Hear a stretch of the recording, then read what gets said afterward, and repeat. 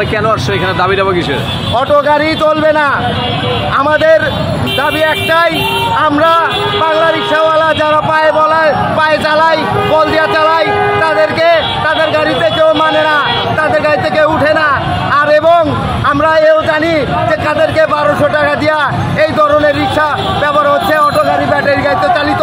হ্যাঁ, দ্বিতীয় পার্সেন্ট দেখা গেল আমাদের দীর্ঘ মিছিল অনেক দিন পর্যন্ত থাকবে এবং আমরা বাংলা রিক্সা যারা পায়ে চলিত গাড়ি 2 জন 3 জন চলতে পারি না, অবৈধ গাড়ি চলবে না।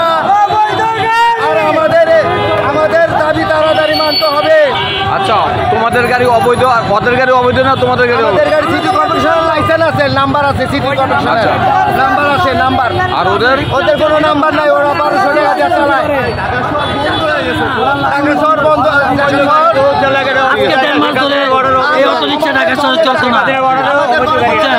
আরে শেখ হাসিনা তো পলাই গেছে। আমাদের একটাই কথা, আমাদের গাড়ি